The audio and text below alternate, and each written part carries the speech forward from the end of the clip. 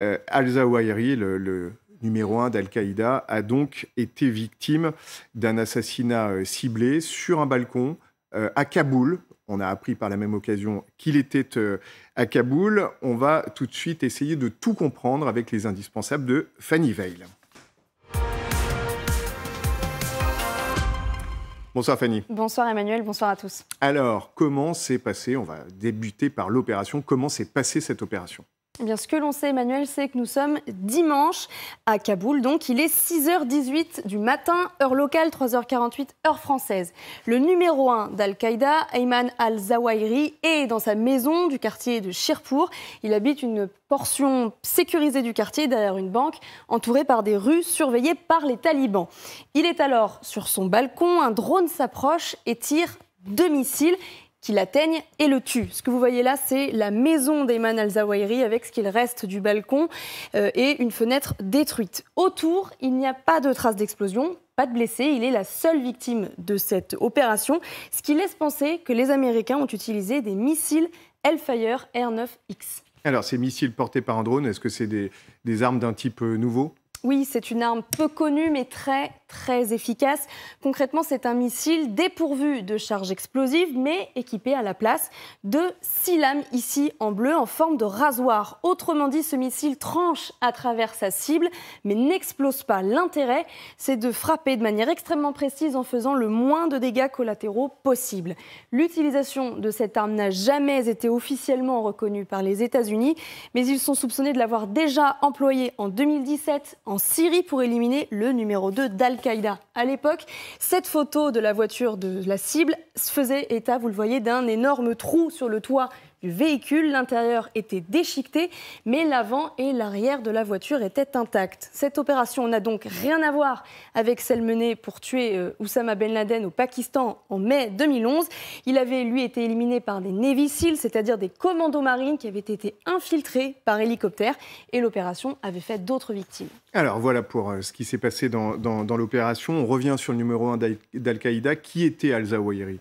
Eh bien, c'était un Égyptien de 71 ans, médecin de formation, issu d'une famille de la classe moyenne du Caire. Il rejoint les frères musulmans à 15 ans, il se radicalise, puis il dirige longtemps le djihad islamique égyptien et s'engage finalement dans Al-Qaïda à la fin des années 90. Il en était devenu l'une des figures, c'était un très proche d'Oussama Ben Laden, son bras droit. Il a même été son médecin personnel et c'est avec lui qu'il a préparé les attentats en 2001 contre le World Trade Center. C'est même lui qui en serait le cerveau. Sa tête a été mise à prix après le 11 septembre. Il a pris la succession de Oussama Ben Laden à sa mort en 2011 avant de disparaître des radars pendant 10 ans. Aujourd'hui, Emmanuel, il jouait encore un rôle notamment sur le développement de franchises d'Al-Qaïda et il faisait partie des terroristes les plus recherchés par les États-Unis. Alors, on revient au renseignement. Comment les Américains l'ont-ils repéré ? Eh bien, ils ont passé des mois à le traquer. Ce que nous disent les observateurs bien informés, c'est que la CIA cible d'abord sa famille proche. Elle constate, la CIA, que sa famille se rend à Kaboul. Elle observe ses comportements, ses habitudes. À partir de là, les renseignements américains localisent la maison d'Al-Zawahiri en avril et la surveillent. Bien qu'il ne quitte jamais son domicile, les Américains décèlent sa présence. Il confirme ensuite son identité et commence, dès le mois de mai, à tracer les lignes de l'opération visant à l'éliminer. Alors, si on prend un peu de recul, que change sa mort ? Qui est susceptible de lui succéder ? Eh bien, le risque quand la figure d'une organisation comme Al-Qaïda tombe, c'est une désorganisation du groupe, d'autant qu'Al-Qaïda est déjà affaibli. Mais c'est avant tout une mort symbolique. Al-Zawahiri devrait rapidement avoir un successeur. Le nom le plus évoqué, c'est Saïf al-Adel, un ex-lieutenant colonel des forces spéciales égyptiennes, figure de la vieille garde d'Al-Qaïda. Il est lui aussi activement recherché. Il est notamment accusé d'avoir participé à l'attentat contre l'ambassade des États-Unis au Kenya en 1998. Il est sorti de prison en 2016 en Iran et c'est la dernière trace que l'on a de lui. Merci beaucoup. Vous restez avec nous, Fanny, parce qu'on va parler de diplomatie dans un instant sur la méthode générale Pinard-Legris. On parlait de choses effrayantes tout à l'heure. On peut dire que s'il s'agit bien de ce missile Hellfire, il y a quelque chose aussi d'assez effrayant. En fin de compte, on assiste à l'élimination d'un terroriste, comme ça se passe régulièrement depuis plusieurs années. j'allais dire presque depuis plusieurs décennies. Et le couple utilisé, c'est le couple drone-missile, alors de différents types. Là, il semble que c'est un nouveau type, que ce soit un nouveau type de missile. Le Hellfire, c'est un missile longue portée, initialement anti-char, jusqu'à 6 km. Là, celui-ci semble pouvoir tirer jusqu'à 8 km. Il va à une vitesse supérieure à la vitesse du son. Donc, il y a un impact, une force de pénétration importante.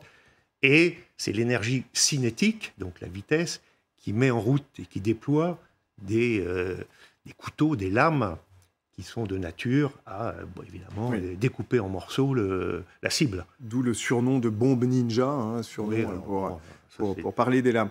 En tout cas, ce qui est intéressant, peut-être, mon général, c'est qu'ils auraient pu envoyer un missile sur l'immeuble, une fois qu'ils étaient sûrs. Mais ils ont voulu qu'il n'y ait, en quelque sorte, qu'une victime, c'est-à-dire le numéro d'Al-Qaïda lui-même, et pas sa famille. En fin de compte, c'est aussi une démonstration de crédibilité technique, de supériorité technologique.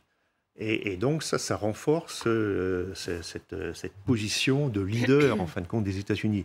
Alors, c'est en direction, bien sûr, des talibans, par rapport à ce qui était dit, ou ce qui avait été signé, ou les engagements qui avaient été pris par les talibans dans l'accord de Doha.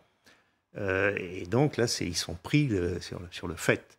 Alors, cette élimination, je ne sais pas si elle est très importante pour le devenir d'Al-Qaïda, mais enfin, c'est un signal extrêmement fort. Voilà, et en tout cas, Joe Biden est intervenu la nuit dernière, en personne, en fin de compte, pratiquement un an après l'évacuation. Jour pour jour.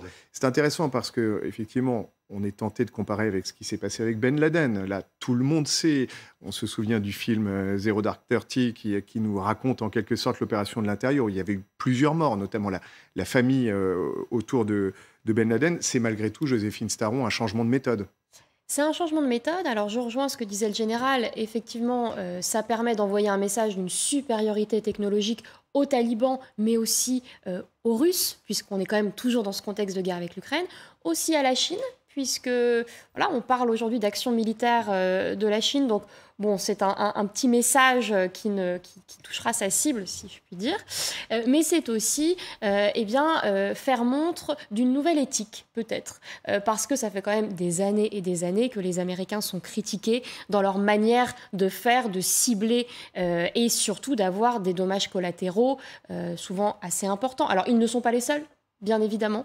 Et donc, peut-être que l'emploi de ce missile-là, au-delà d'une démonstration de force technologique, est peut-être aussi une démonstration de nouvelles méthodes pour avoir moins de dommages collatéraux. En tout cas, on peut s'en réjouir, même si ce n'est pas l'objectif. Et Romain Mielcarrec n'a pas l'air d'accord avec tout ce qu'on dit, ce qui est très bien. Non, pas du tout. Ça va être un point de vue complémentaire. Alors déjà, sur le type de munition, cette munition-là, en tant que telle, elle est nouvelle. Le fait de tirer des munitions sans charge explosive, ça se fait depuis longtemps. Les Français l'ont fait en Libye, justement, pour éviter de tuer les familles qui étaient à côté de la pièce où se retrouvait la cible. À l'époque, on utilisait des bombes classiques, juste on n'activait pas la charge explosive. L'inconvénient, c'est que derrière, il y a toujours de l'explosif dans les décombres.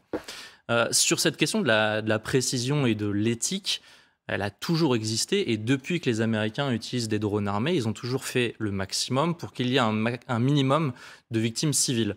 On en a beaucoup parlé à propos des drones parce qu'il y a un côté un peu impressionnant et mystique. En réalité, sur tous les types d'opérations, c'est ce qui est le plus précis en termes de vie civile.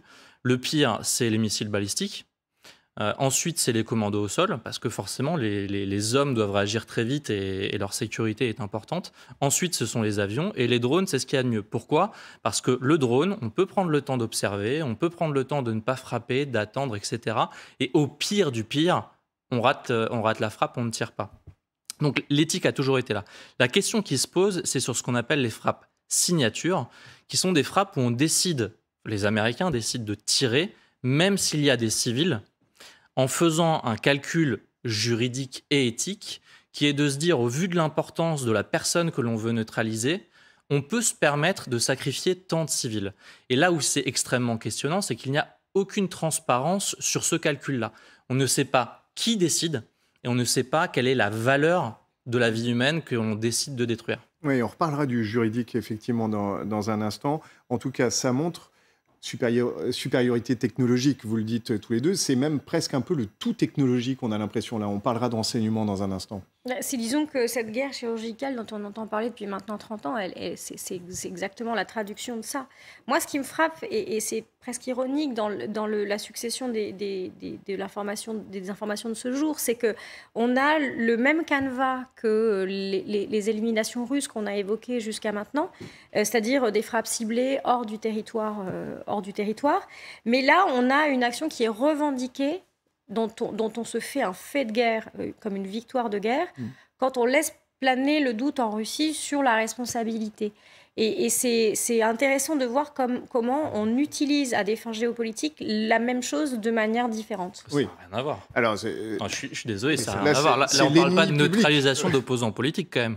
Dans le cas de la Russie, on parle d'assassinat. Je parle de mode d'action. Voilà. Frappe ciblée hors du territoire. Ouais. Alors, on va revenir sur le renseignement, c'est intéressant.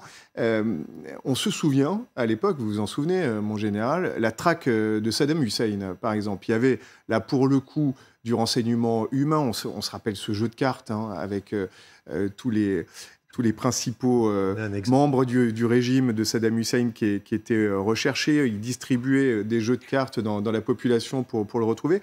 On a le sentiment, mais vous allez peut-être nous contredire, qu'aujourd'hui, on est beaucoup, beaucoup plus sur du renseignement technologique, sur des écoutes, sur des satellites, et un peu moins sur du renseignement humain. En fait, c'est la conjonction des sources qui permet de cibler de façon très précise. Il faut autant de renseignements humains, et même à un moment donné, on s'est rendu compte qu'on faisait trop de renseignements technologiques et pas assez de renseignements humains.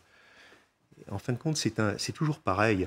Il faut avoir... Les informations sont complémentaires. Les outils qu'on utilise sont complémentaires. Il y a les interceptions téléphoniques. Alors, est-ce que c'est des satellites? Est-ce que c'est des drones? Est-ce que c'est des G-Stars? Enfin, il y a 36 sortes de porteurs, de capteurs.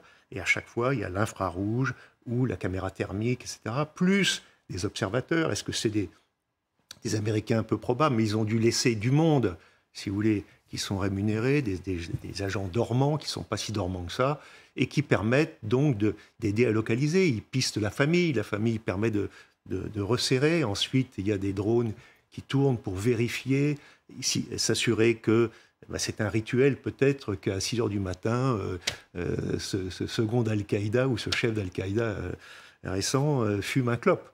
Donc, alors, on ne sait pas s'il était en train de fumer. En tout cas, il était sur son balcon. Il était sur son balcon. Il ne quittait jamais l'immeuble dans lequel il avait été localisé. Non, mais donc là, il est à l'extérieur, etc. Et donc, c'est plus un ensemble de moyens qu'on fusionne le renseignement à partir de toutes ces sources. Voilà. Et je crois qu'il n'y a pas, à chaque fois qu'on développe quelque chose, d'ailleurs, le renseignement humain, c'est aussi avec des outils très miniaturisés qui permettent d'abord d'acquérir les informations et de transmettre ces informations où tout se fait. Ouais. Alors, ma question s'adresse à vous deux. C'est en tout cas plutôt une bonne séquence pour la CIA, puisque effectivement, Joséphine, vous rappeliez tout à l'heure qu'il y avait une grosse qualité de renseignement sur l'imminence de la guerre en Ukraine. Oui, il y a un vrai besoin pour la CIA ces dernières années de redorer un peu leur blason après ce qui est considéré comme un échec des 20 ans en Afghanistan. Puis, bien évidemment, avec ce retrait précipité et un peu brouillon, on va dire, des Américains il y a 1 an. Donc, la CIA avait effectivement besoin de se racheter une image. Elle l'a fait avec l'Ukraine, elle le fait aujourd'hui avec l'assassinat de ce terroriste. Donc, effectivement, elle revient dans le jeu. Et puis, il y a quand même aussi une force très symbolique de la prise de l'assassinat de ce terroriste-là, parce que pour les Américains, les attentats du 11 septembre 2001 sont toujours un événement traumatique. Et c'est d'ailleurs un événement qui, depuis plus de 20 ans, oriente leur manière d'aborder la relation internationale, oriente les actions qu'ils mènent à l'international et leur positionnement. Donc forcément, ça a un impact, ça rejaillit sur toutes les États-Unis. Et n'oublions pas que Joe Biden a aussi besoin de quelques victoires politiques à quelques mois des midterms, donc ces élections de mi-mandat pour lesquelles il est un peu en difficulté. En effet. Romain, petit pas de côté à nouveau. Je ne sais pas si la CIA a besoin de redorer son blason. Ça reste un des services de renseignement les plus performants et les plus efficaces au monde. On n'en a quasiment jamais douté, à l'exception peut-être justement au moment des attentats de 2001, où là il y a eu un vrai questionnement sur l'échec que c'était pour l'ensemble des services de renseignement, dont la CIA, dont certains estiment qu'ils auraient pu mieux prévoir cette attaque. L'autre échec majeur, c'est 2002-2003. Avec une très mauvaise analyse et une très mauvaise décision politique sur les armes de destruction massive en Irak, qui est probablement une des plus grosses catastrophes en termes de relations internationales et de sécurité ces 2 dernières décennies. Donc, sur cette période-là, oui, il y a des gros échecs. Ces dernières années, globalement, je pense que c'est surtout l'opération Ben Laden qui avait permis à la CIA de relever la tête 2011, et de redevenir cette agence de légende qu'elle était auparavant. Alors, Fanny Veil est toujours avec nous, Fanny, parce qu'on va aborder un second point. Vous en parliez, mon général, tout à l'heure.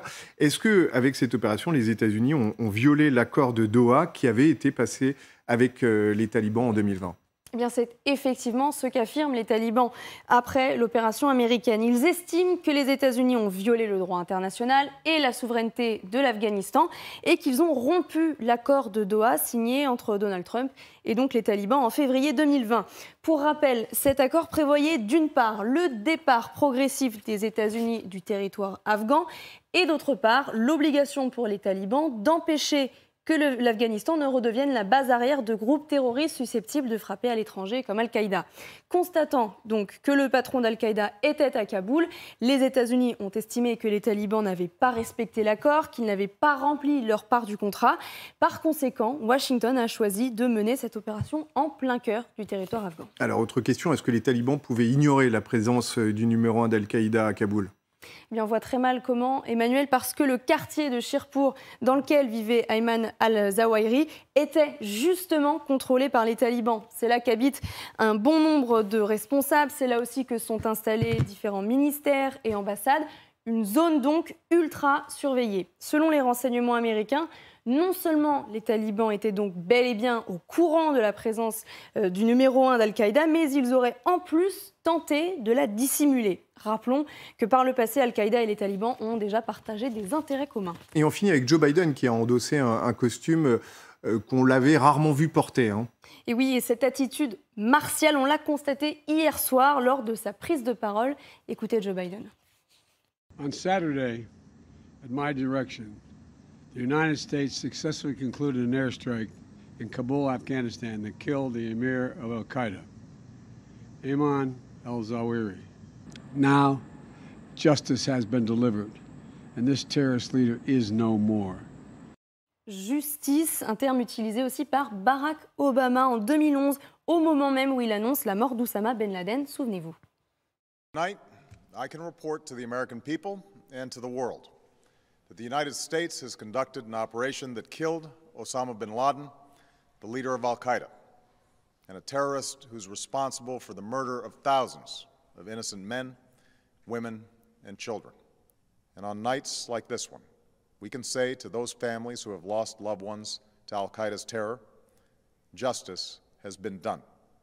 Enfin, d'un mot, Emmanuel, cette opération, c'est aussi l'occasion pour Joe Biden de redorer le blason des États-Unis après leur départ chaotique d'Afghanistan il y a près d'un an, laissant le pays aux mains des talibans. Merci beaucoup, Fanny. Et oui, Emmanuel, il y a toujours ce côté un peu, pardon, je mets des guillemets, hollywoodien avec l'intervention de Joe Biden qui a été évidemment très suivie pendant la nuit, pour nous en tout cas. Moi, je dois dire que je suis vraiment pas une spécialiste de ce sujet-là et je ne sais pas ce que dit la justice internationale quand on évoque la justice. Je ne sais pas ce que dit la justice internationale. Je pense qu'il y a des gens ici beaucoup plus qualifiés. Là, je parlais de l'intervention de Joe Biden, mais on parlera ensuite de la justice. J'imagine que du point de vue des États-Unis, une forme de justice a été rendue, mais je pense que c'est très partiel et partial comme vision des choses. Mais encore une fois... En fait, ça se plaide. Ça se plaide et ça dépend ce qu'on veut plaider. Les Américains bétonnent à chaque fois sur le plan juridique et c'est pour ça qu'eux parlent d'exécution extrajudiciaire. Donc pour eux, c'est un terroriste qui a été condamné à mort et donc on l'exécute. La plupart des ONG préfèrent parler d'assassinat extrajudiciaire et là dans un contexte particulier qui est que ce n'est pas l'armée qui a mené cette opération mais la CIA. Il y a cette question des accords de Doha qui est intéressante parce que les talibans sont quand même d'une mauvaise foi effroyable et pas très étonnante. ce sont eux qui violent systématiquement et depuis toujours les accords de Doha. Là où ils mettent le doigt sur un truc intéressant... Ils le disent très bien, là on voit le porte-parole du gouvernement taliban. Là où ils mettent le doigt sur un truc intéressant, c'est que dans les conclusions qui ont été présentées au Conseil de sécurité, probablement avec beaucoup de sources américaines, il est précisé que l'on sait depuis plusieurs mois qu'un certain nombre de cadres d'Al-Qaïda sont de nouveau présents en Afghanistan et collaborent, discutent avec les talibans. Donc on sait qu'il y a cette violation des accords de Doha. Et dans les mêmes documents, on précise qu'il n'y a pas aujourd'hui d'inquiétude sur des risques d'attaques menées par ces gens d'Al-Qaïda à l'international. Donc si on veut être vraiment de mauvaise foi et plaider selon les talibans leur cause, on pourrait dire qu'il n'y a pas de violation des accords de Doha puisqu'il n'y avait pas de menace vers l'international. Honnêtement, devant un tribunal, je ne suis pas sûr que ça tiendrait la route longtemps. Alors justement, quel tribunal? Parce qu'on est un petit peu dans de la sémantique. Non, mon général, qui irait traîner les Américains devant une cour pénale internationale, par exemple? La famille al-Zawahiri. Oui. Elle peut. Alors, elle peut, en effet, c'est vrai. Les États-Unis sont en guerre, comme nous d'ailleurs, on est en guerre contre les groupes terroristes. C'est le chef d'un groupe terroriste. Il mène la guerre. On ne déclare plus la guerre depuis très longtemps d'ailleurs. Et donc, il mène une opération de destruction. Voilà, c'est tout. Alors, est-ce que c'est un drone de la CIA ou est-ce que c'est un drone des armées? On ne sait pas. La CIA a fait le renseignement. C'est peut-être un drone. Enfin, c'est les États-Unis qui ont engagé une action de destruction du chef d'une équipe. Comme en Ukraine, le renseignement fournit des objectifs à l'Ukraine pour tirer sur des PC, des postes de commandement. Ouais. Alors, parce qu'il faut toujours cibler le chef en priorité. Le chef en priorité, sans minimiser bien sûr ce qui s'est passé. Joséphine Starr, on le sait, malgré tout, Al-Qaïda a été dépassé. Le grand rêve d'Al-Zawahiri de créer un califat, c'est Daesh qui l'a fait au milieu des années 2010, même s'il a été temporaire en Mésopotamie, entre la Syrie et l'Irak. Est-ce que Al-Qaïda a encore aujourd'hui une vraie importance? Oui, je pense qu'on peut raisonnablement dire que oui, et c'est donc pas anodin que les États-Unis poursuivent sans relâche les dirigeants de cette organisation terroriste, parce que ça a été dit par votre journaliste, il y avait ce qu'on appelle peut-être des filiales un peu partout, et oui, donc des franchises, voilà, franchises à l'époque, d'Al-Qaïda comme Daesh à les siennes, et en fait l'objectif c'est de mettre un coup au moral quand même, de porter un coup dur aux terroristes islamistes, que ce soit d'Al-Qaïda ou d'autres, en montrant que les États-Unis peuvent toujours retrouver les grands dirigeants terroristes. Donc c'est important, et Al-Qaïda reste une source d'influence terroriste très importante, trop importante. Bon, alors vous ne le voyez pas, mais souvent Romain Mielcarec a des mimiques formidables quand on est en train de parler, ce qui permet de revenir vers vous pour que vous apportiez un complément ou un désaccord. Toujours même source, les éléments qui ont été présentés au Conseil de sécurité. Les gens qui travaillent sur cette question d'Al-Qaïda estiment qu'il y a aujourd'hui une remontée en puissance d'Al-Qaïda, et notamment une remontée en termes d'influence et de conviction. On a vu une période pendant plusieurs années où il y avait une concurrence entre deux alliances de groupes, disons. D'un côté, Al-Qaïda, qui a été à un moment effectivement contesté, qui a perdu un petit peu en influence, etc., qui a vu pas mal de ses fidèles se diriger vers l'État islamique et prêter allégeance à l'État islamique. Qui était jugé plus radical à l'époque, l'État islamique. Oui, alors ça c'est subtil, parce que dire que l'un est plus radical que l'autre, on est quand même sur des comparaisons de noir très foncé. On se souvient des images de décapitation, par exemple. Oui, Al-Qaïda a fait aussi beaucoup. Non, on est sur des subtilités en termes de violence et d'extrémisme qui sont vraiment subtiles. Non, ce qui est intéressant, c'est que là aujourd'hui, on se rend compte que les groupes qui s'étaient ralliés à l'État islamique sont en difficulté. En Syrie et en Irak, l'État islamique est vraiment en difficulté. Alors, ils mènent des attentats, ils ont encore beaucoup de combattants, c'est terrible, c'est violent, mais ils n'ont plus d'occupation du territoire. En Afrique, la plupart des gens qui s'étaient rapprochés d'eux sont aujourd'hui un petit peu dans des situations où ils doivent se poser la question de est-ce qu'on n'a pas fait le mauvais choix ? Parmi les groupes qui sont extrêmement importants, on a Al-Qaïda dans la péninsule arabique, donc au Yémen, qui reste un groupe très très important, a priori en baisse aussi d'influence au sein de la nébuleuse Al-Qaïda. On a par contre deux groupes qui restent très très dangereux et très menaçants. Al-Qaïda au Maghreb islamique, où l'armée française était en première ligne, elle a été obligée de reculer parce que le Mali a demandé le départ des forces françaises. Et on a les Shabab en Somalie qui n'ont jamais bougé. Parmi les potentielles relèves pour Al-Zawahiri, on parle de cadres de ces deux groupes-là, AQMI et Al-Shabaab. Si le conseil de guerre d'Al-Qaïda décidait de mettre l'un de ces deux hommes à la tête de la mouvance, ce serait aussi extrêmement significatif parce que ça voudrait dire un déplacement des affrontements vers l'Afrique, ce qui serait intéressant et ce qui serait nouveau. Oui, très intéressant. Et Emmanuel? Je vais faire un peu de pub pour mon confrère Pascal Hérault qui signe aujourd'hui une interview sur ce thème-là dans l'opinion et qui explique que la donne a changé, qu'Al-Qaïda est globalement peut-être plus puissant qu'au moment des attentats du 11 septembre et qu'en plus, le mouvement s'est fondu dans un terreau social, économique, notamment en Afrique, où il s'est installé. Et finalement, il a des visées politiques qui vont au-delà des visées terroristes. Donc en fait, il s'est implanté et il a fait racine. Et c'est sans doute pour ça que c'est toujours aussi préoccupant comme situation. Bien sûr. Et ça nous permet de voir cette très longue liste, hein, ces 25 noms des personnes les plus recherchées. Alors, pour le coup, pas de gens connus du grand public. On va revoir les most wanted, hein, comme disent les Américains. Ils sont extrêmement nombreux.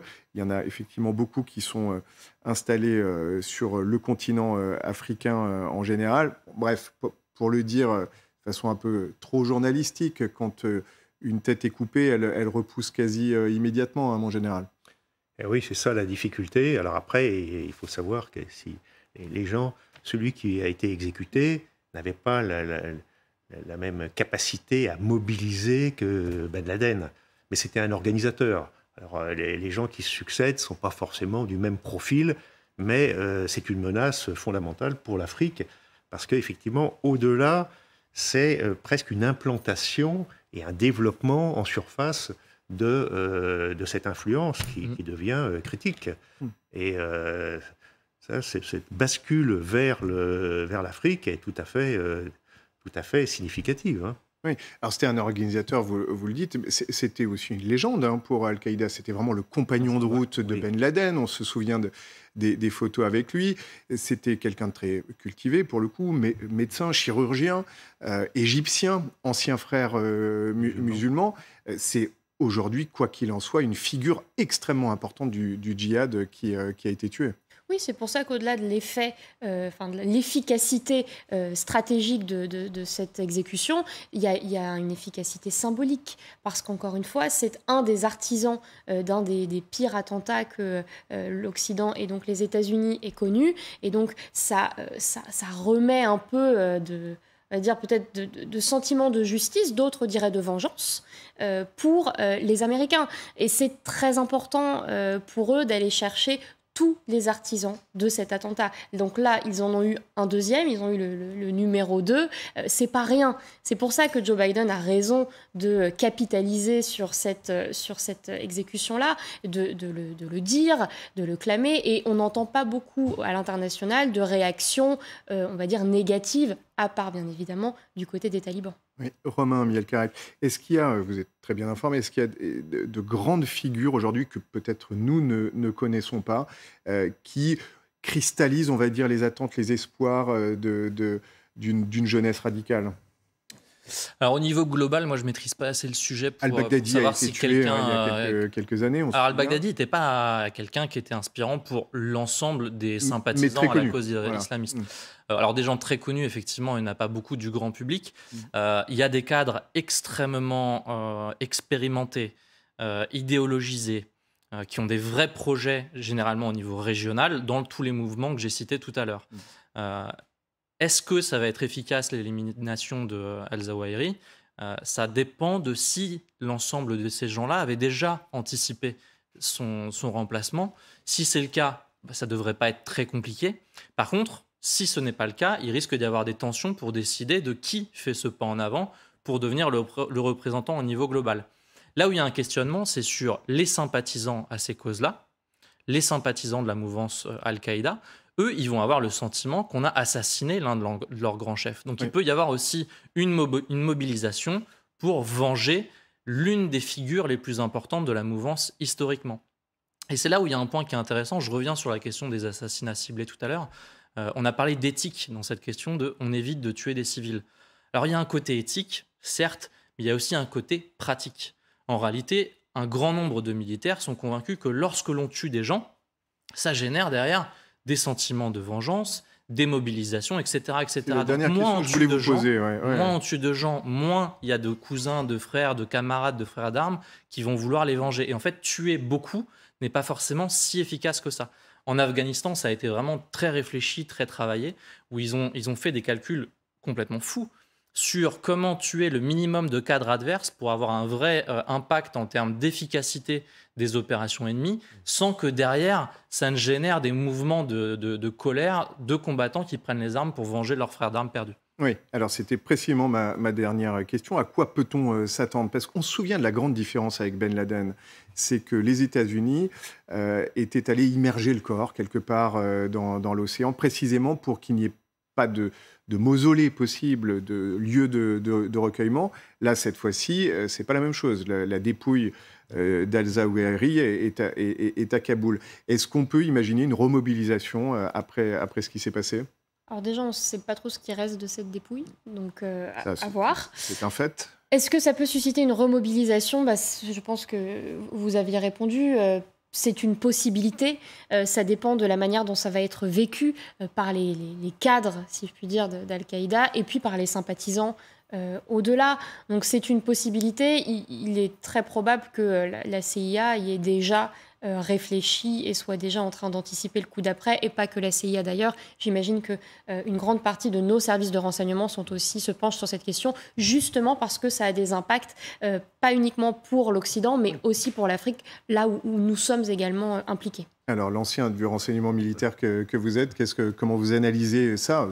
Sans certitude, bien sûr, mais... Non, mais d'abord, il y a une très grande coopération dans les services de renseignement, notamment avec les Américains, mais avec les Européens face au terrorisme. Voilà.